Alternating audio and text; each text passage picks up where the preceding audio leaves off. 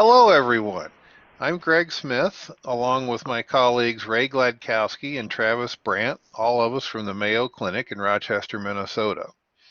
We've put together a presentation today on how having the CHMM credential for all three of us has helped us do our job and open the doors and allowed us to get into places where we weren't necessarily going to be otherwise. Just a brief outline of what we're going to be discussing today. We'll talk about the setting, what is Mayo Clinic, the folks involved, what the need was, how we came to find out this need, and how the CHMMs came to the rescue, literally. What we did to prepare for the program that we instituted, how we implemented it. We'll talk about some of the benefits that we gained from it and our employer gained from it, the lessons we learned, a little bit about the future, and then we'll have some time. We'll all three be available for your questions. And now I'm going to turn it over to my colleague, Ray.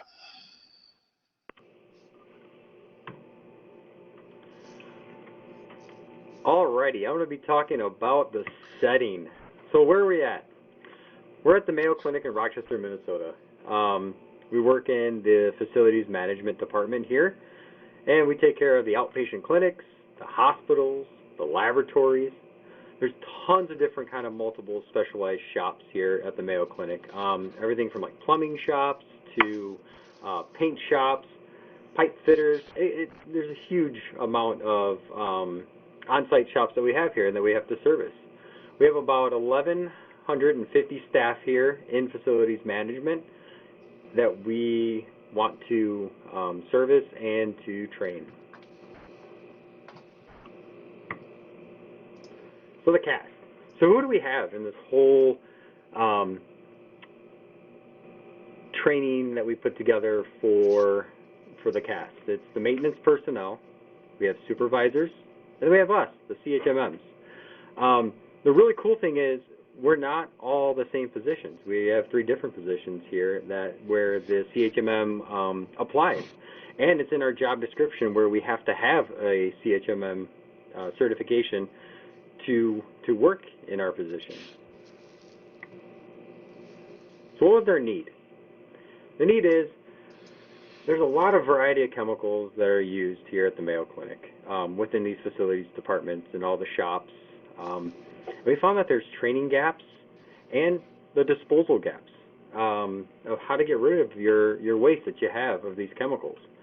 So what do? We fill the gaps, of course. That's what we do. The maintenance staff, they use a large variety of chemicals, how I said. Anything could be as cleaners, oils, different type of refrigerants that they may have, degreasers and aerosols. We also found that some of the staff, they were unaware of the certain hazards that these chemicals have, whether they could be flammables, corrosives, toxics, reactives. As you see, a lot of the degreasers, they're really corrosive. We'll go through some of how we dealt with the spill cleanup a little later on, where Travis will be talking about that. So we also thought about some of the needs about having the employees have like a basic company required training for the use of these hazardous materials and especially the cleanup. The training that's available, it's not specific for the users. So like your plumbing shops, they don't have a plumbing shop training for the chemicals that they use, or how they have to deal with the cleanups. It doesn't really cover the incidental spills. And incidental spills, we talked about anything between a quart to a liter-ish. So, just small spills, nothing like monstrous or where we'd have to call, the spill cleanup team or the duty officer. And then again, the disposal of the spill cleanup. Most of the spills, or some of the spills, excuse me, are still considered a hazardous waste. So we have to treat them that way. We can't just throw them in the regular trash. They can't be landfilled or, to specialized waste that we're not supposed to throw in the landfill or just throw in your regular garbage. Again, this is it could be different for your state, local, or federal regulations, but it needs to be disposed properly. So here we are, the CHMMs to the rescue. People were wondering, what are we going to do with all these gaps? But there's Travis on the left, that's me, Ray in the middle, and Greg Smith to the right, and we're here. We're here to help and to rescue the needs that were out there for the shops. So how does the CHM actually open the door? This took us a little bit to think about on how we can use our or leverage our CHMM to help out these shops. Being a CHMM, the compliance manager, that's Greg Smith, he recognized the need using his background. He had a strong background with hazardous materials. He found that the staff needs to be formally trained. They need to be trained in the chemical awareness, the chemicals that they're using on a regular basis, like in your plumbing shop or paint shop. Incidental spill response. What do I do when I have a spill? What happens if this material gets all over the place? What do I need to do with it? And then after the cleanup, the disposal of the spill materials. Greg noticed that the staff needs to know these three main objectives to be formally trained. So Greg networked with all the other CHMMs, which is Travis and myself. And it's pretty neat that facilities department has 3 CHMMs. It's not seen everywhere where you have that many certified hazardous material managers. So we're really blessed to have that here at the clinic. So why would someone network with other CHMMs? What's the benefit? Do we just all get into a room and fight? No. We've got the training and experience. We know that that we can be accountable to one another. We're certified hazardous material managers. That's what we're held to. We're all HAZWOPER trained, and over 60 years of combined experience in the hazardous waste field and radioactive waste field. It's pretty neat to see that where we have a collaboration together where it's not just one over the other.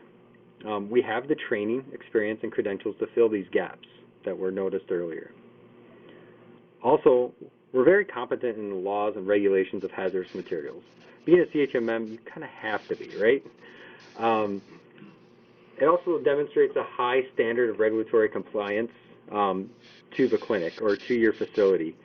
And it shows that credibility that we have that and that they are committed to public safety and to the environment. This is shown even to the regulators. If they see that that your department has this many CHMMs, or we look at the certifications, they're going to show that we're committed to these to the environment and to the public safety. So.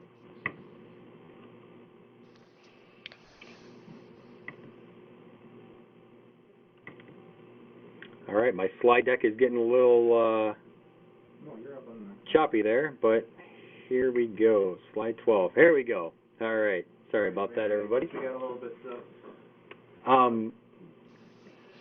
We're also a very academic environment here at the Mayo Clinic. The credential added credibility to us to the eyes of management. When our upper management sees that we're bringing up issues to fill the gaps into these departments, they know that we're not just creating headaches for everybody. There's a need. It needs to be met. Also, they saw that the CHMM credential, it was added to our job descriptions. This is something that they fought for a while previous to my employment, to have it notified that, hey, this matters. The Certified Hazardous Materials Management or Manager certification matters. You have to be that to deal with the kind of hazardous and radioactive waste that we deal with. And then after that, management they're more than willing to listen and show the support. And how I mentioned earlier, it really does send a signal to the regulatory agencies having a CHMM. It shows that our employer has the highest commitment to regulatory compliance. Again, we want to show the integrity. That's why I like this little word graph here that shows that it's all about all of these things. You know, we don't want to have violations. We want to be full of integrity in our record keeping and all of the forms that we have to submit to our regulatory agencies, and that having a very academic environment that supports you really helps. So after this, I'd like to shoot it over to Travis Brandt, who is also a CHMM, that he'll be talking more about, you know, since we all have the CHMM, what did we do? How do we prepare for it? So here he goes. In preparing any sort of complex issues, we always have to, start with something. In each shop user group, we had an online inventory that the chemicals they were using at the time. So what we were able to do was we combined all the shop's inventories into a large spreadsheet. That gave us a easy way to sort them by various factors, whether we sort them by the shops, the individual chemicals, maybe group them by the classifications, so we can kind of manipulate the data as we see it or we needed to. It also allowed us to evaluate a chemical only once. If there's a typical cleaner that multiple shops and multiple areas used, we wouldn't have to do it multiple times. We would have one time and evaluate it and be able to properly handle it. It also created consistency throughout the inventory. With our three CHMMs, we were able to handle the chemicals and evaluate them, and if we would have questions, we would go amongst each other and, Ray, what do you think of classifying it this way? Greg, how do you feel about classifying this way? So we networked amongst each other to make sure we had a consistency through all the inventory chemicals.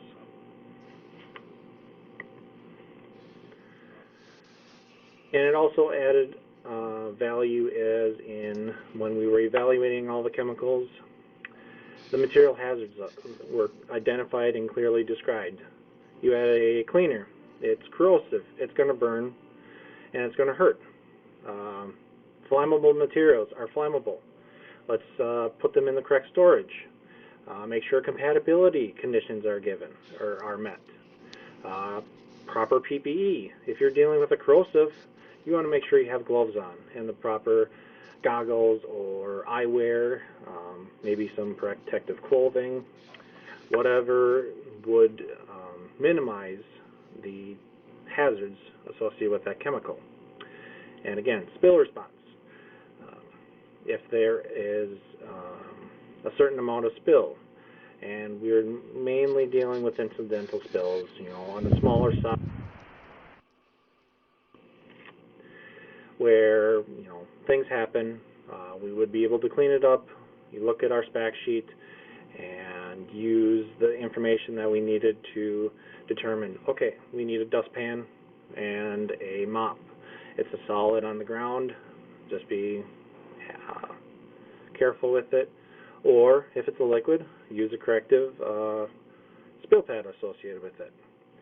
And then once everything is all cleaned up, what do you actually do with it? Can I throw it in the garbage? Can I not? Do I give it to hazardous radioactive waste? What do I do with it? So that spec sheet helped out a lot of how to determine what to deal with it. Implementation. We actually went to a lot of the shops. We prepared a core training presentation, but we also kind of modified for each shop, because there's a shop that deals with paint. They're not going to care about plumbing supplies. If that way, you could focus on the chemicals that they handle at any given day. We also provided a custom spreadsheet for each shop, and this is the spec sheet I have been referencing. It's a big spreadsheet with a lot of data, and we were able to divide it amongst each shop again and give it to the shop of paint guys. They'll be able to know how they handle all their paint chemicals. Give it to the plumbing shop. They know how to use their plumbing chemicals, and so on and so forth. And we would also give them time for Q&As because,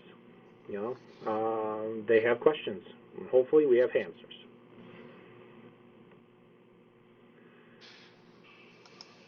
And this is the spec sheet we like to reference. It's the spill action sheet. This is a snippet of it.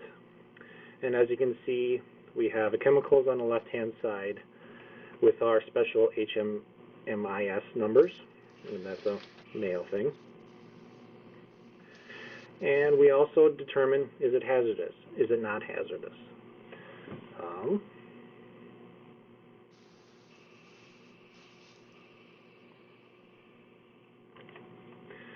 And if it is hazardous, what's the hazard associated with it? Again, is it flammable? Is it corrosive? Is it a gas? Things that we should be worrying about if something were to happen with it. How is it stored? Can I just store it on a countertop somewhere? Or should I keep it in a flammable cabinet? It is flammable, especially if it's flammable. These simple regulatory measures that might not be thought of by, I've been handling this for years, never thought about it. Is it an aerosol? A simple thing is aerosols, they should be always stored in our flam cabinets. Just if it were the puncture, that would be, disastrous. And then the next couple of columns deal with the PPE side of it. Should be working with work gloves or leather gloves. Should we have nitrile gloves associated with it? Safety glasses, goggles, face shield, a Tyvek suit, or rubber apron. Simple things that, again, get overlooked as you're working more and more with these chemicals every day. And we just want to reiterate with people and show them this is what we should be handling it with. That way they can look at this and be able to say, oh, I've got some sodium bicarbonate. Okay, it's a not hazardous substance. It can be stored on a shelf. It's not an aerosol. And I can use work gloves and safety glasses. There's not a whole lot of hazards associated with that. As compared to the chrome R tile. It's a hazard. It's got a corrosive liquid associated with it. Again, shelf below eye level. It's not considered an aerosol, but you should be wearing nitrile gloves and goggles. Again, it's a corrosive liquid. You want to try and protect your body from it. Incidental quantity and maximum quantity kind of refers to if it were to happen if we were to spill something. So again, the chrome R tile, if you spill about a pint of it, you should be able to clean it up by yourself. The maximum quantity is 2 gallons of it again. Then you start involving other people. We have a spill team that we have on site here that we would contact, and they would be able to assist in something on a larger scale. And these were just kind of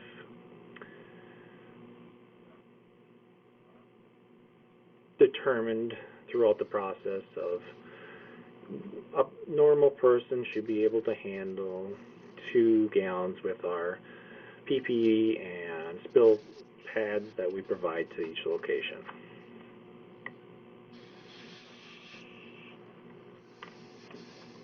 On the lower side of this, we can kind of see what are we going to use to actually clean up the material. So the first 4 columns are for the different types of spill pads or spill containment that we would use. So for example, if we had solvent absorbents, we would use those for flammable materials. Acid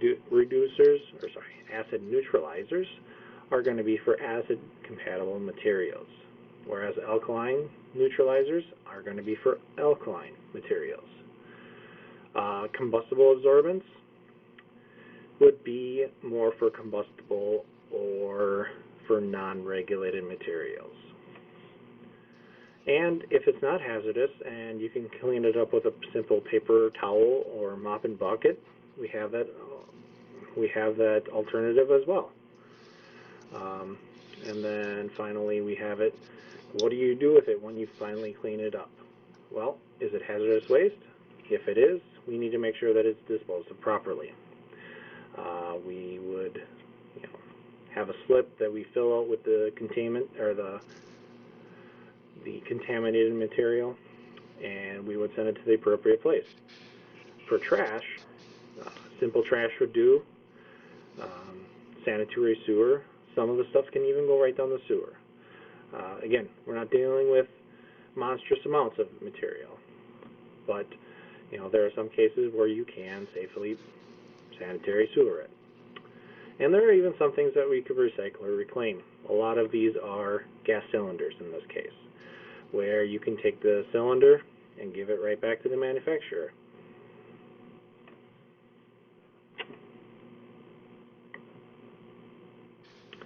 And with that, I'm going to give it back to Greg Smith so he can talk about some benefits. Well, thanks, Travis. This is Greg back. So what were the big benefits from this? We spent a lot of time putting this program together and taking it out to the shops, trying to help them out. What were the benefits? Well, for one, the supervisors were just tickled pink to have somebody come in and do a little extra training for their shops. They welcomed it. Here at Mayo, the supervisor is responsible for doing all the training for their employees, and having somebody from outside their immediate shop come in and help them with training, they loved it. And I will note that we have not completed all of the shops yet because COVID got us a little behind, and we're working on that almost on a daily basis now. So this training program also provided the information that they actually needed. As Travis had alluded earlier, the folks in the paint shop really don't care too much about the plumbing supplies. They want to know, what do we do with the painting supplies? How do we handle that? What are the hazards that we have to deal with? So as a result, the employees said, hey, somebody cares. They're in here trying to help us out. They felt like they were valued. And then this sheet that we left with them gave them a quick reference. The supervisors have said, hey, I'm going to post that up in the shop for everybody to see. And I said, yes, that's exactly what I want you to do with it, so that all the information is there and they can look at it anytime they need it. The workers also got to see somebody who can answer their questions about the hazardous materials. Admittingly, our supervisors are not anywhere as close to hazardous materials experts. They've been working with them for many years when they were a frontline worker and now as supervisors, but they don't have the insight.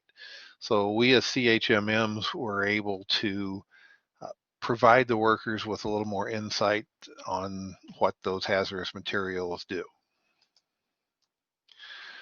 We also got some other nice benefits out of it. Caused the supervisors to step back and go, do I really need to have all these things? So it reduced some of the chemicals that we have. Or, well, gee, I didn't know somebody else was buying this stuff. I won't have to buy the brand I was doing before, because we did have some situations where we'd have different brands of the same material.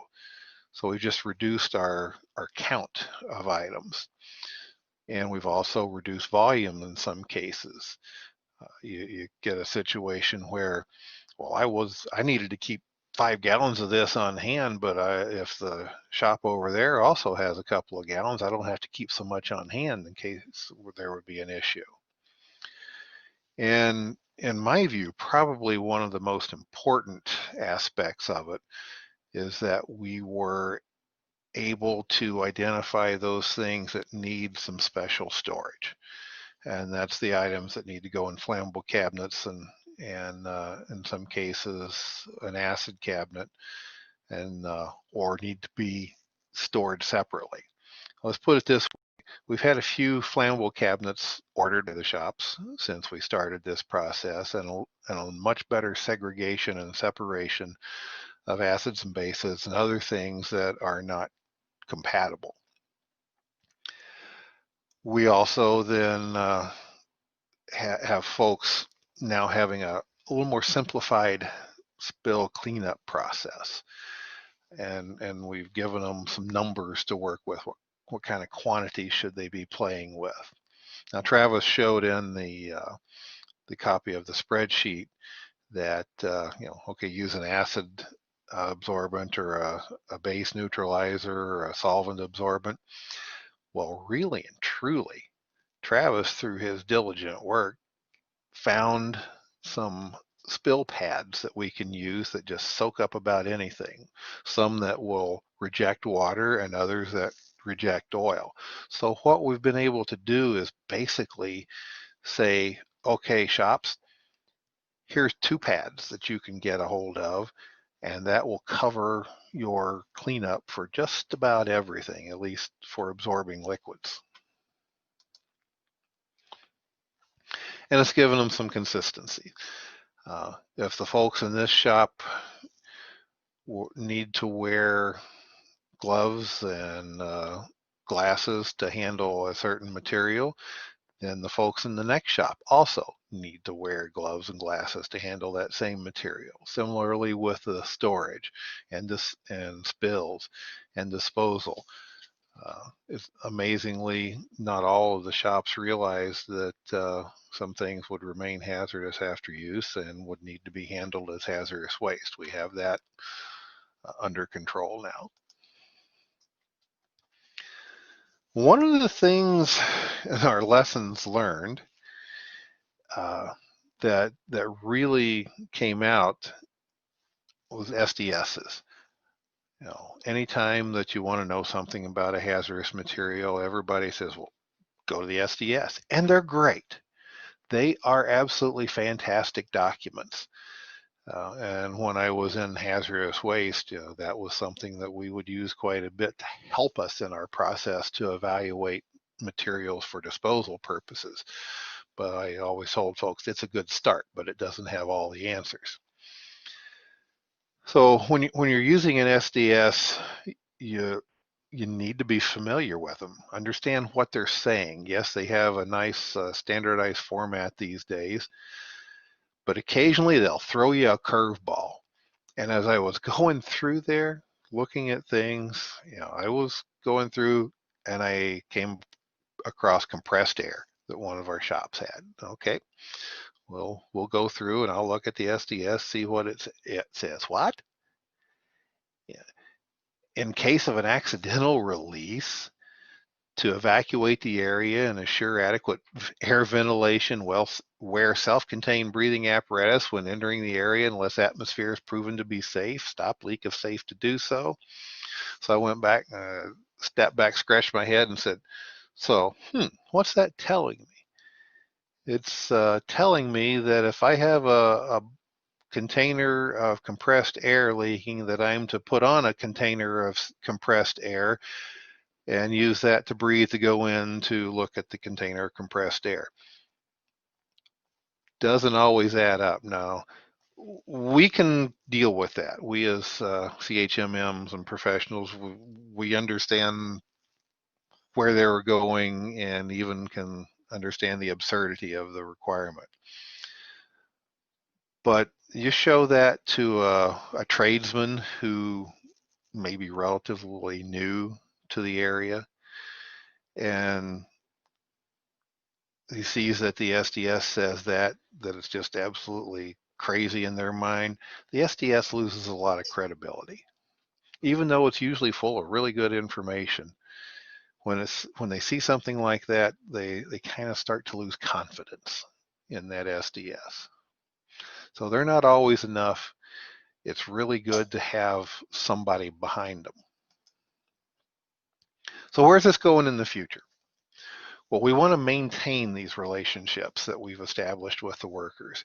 And now, in and that's going to be even more interesting in that some of us are working from home. Of the three of us CHMMs, I am working from home almost full time at this point, and only going in once every week or two. We need to also find a way to maintain these inventories, which is normally the job of the supervisor, and I believe it should stay that way, but we need to be able to help them fully evaluate any new products that they bring on board. So we're working on ways to figure out how to make that happen. So just a few things that I want to say about the whole process here.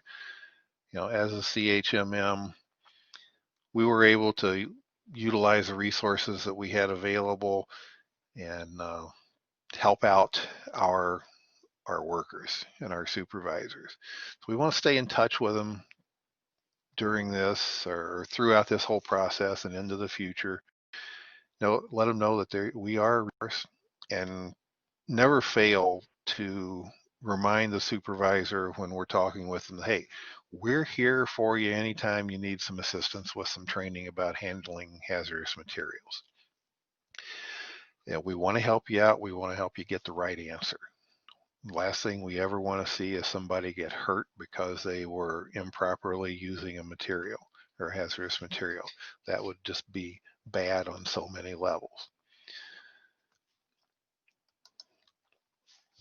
So now we're going to cut to a Q&A session, and the three of us will be live for this Q&A session. And I thank you all for your attention and hope that you were able to learn something from this today. Thank you. The end.